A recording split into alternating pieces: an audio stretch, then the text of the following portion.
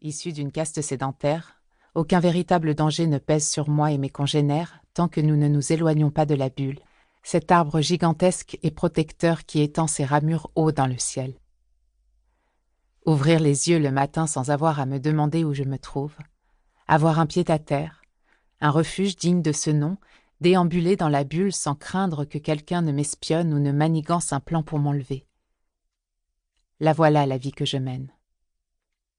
Hélas, tout le monde n'a pas ma chance. Les djinns qui ne sont affiliés à aucune caste sont voués à prendre la fuite pour assurer leur sécurité. De grandes familles lèvent régulièrement le camp et ne prennent jamais leurs aises trop longtemps au même endroit.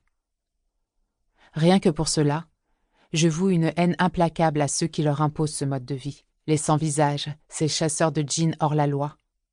Je donnerais n'importe quoi pour que les choses changent, pour qu'au lieu de fuir, ces djinns soient en mesure de se défendre. Tu es réveillée. Le visage d'Odeline, ma sœur aînée, s'encadre dans l'ouverture de mon pavillon végétal. Je chasse mes humeurs noires et me compose une expression décidée. Bien sûr. Tu me prends pour qui? Elle me fait signe de parler moins fort et jette un œil derrière son épaule pour s'assurer que la cité dort à point fermé. Cesse de râler.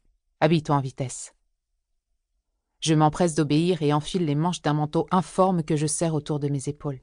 Mon autre sœur, Der, qui partage mon lit pour la nuit, a tendance à se réveiller au moindre craquement de brindille. Elle redresse la tête, anxieuse. « C'est le moment ?» Sa voix n'est plus qu'un couinement tant elle est dévorée par l'angoisse.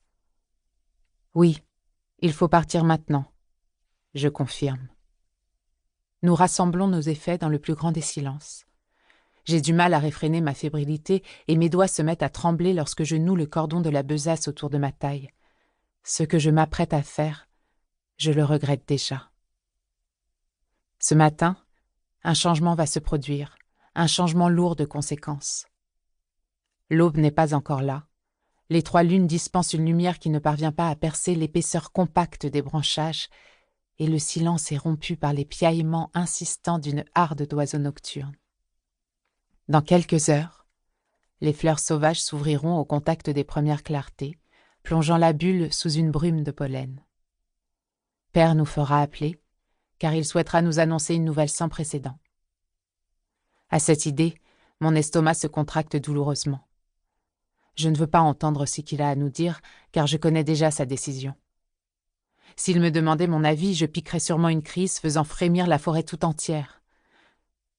Je préfère fuir le restant de mes jours plutôt que de me plier à sa requête. Plus rien ne sera jamais pareil. L'un des rouages de mon monde s'est enrayé. Mon équilibre va bientôt s'écrouler comme un vulgaire château de cartes. « Est-ce que tu hésites ?» Je fais semblant de ne pas entendre Der et entreprends de fourrer quelques affaires dans mon sac, mais elle s'entête et répète sa question, plus fort cette fois. Avec un soupir, je me retourne. « Bien sûr que j'hésite. Seulement on n'a pas le choix, je te l'ai déjà dit. »« On pourrait aller parler à Père ?» insiste-t-elle, le regard malheureux. Si on lui expliquait que ce n'est pas la solution, que... Ne te torture pas. Ils ont pris leur décision comme ils le font à chaque fois. Si on reste ici, on en sera les instruments. Ce n'est pas plus compliqué que ça. Je déteste faire du mal à ma petite sœur. Quand je vois ses épaules s'affaisser et ses lèvres frémir, je n'ai qu'une envie, la serrer fort dans mes bras et lui dire que tout va s'arranger. Sauf qu'aujourd'hui, j'ai la certitude que rien ne va s'arranger. Rien du tout. Odeline nous attend un peu plus loin en mâchant une feuille d'éperle. Elle se redresse en nous voyant sortir avec nos bagages. « Vous plaisantez, j'espère. On ne peut pas emmener tout ça, c'est impossible. » Elle tourne brusquement la tête sur le côté aux aguets. Je n'ai rien entendu, mais je ne peux pas m'empêcher de l'imiter, la peur au ventre. J'ai mis des provisions et quelques vêtements confortables dans ma besace. J'explique. « Et qu'y a-t-il là-dedans » s'enquiert-elle en pointant du doigt les pactages de Der. Cette dernière tangue dangereusement sous la charge des sacs. « Mes toilettes et mes plus jolies paires de babouches. Je ne me voyais pas les abandonner. » Le regard de son aîné suffit à la faire capituler.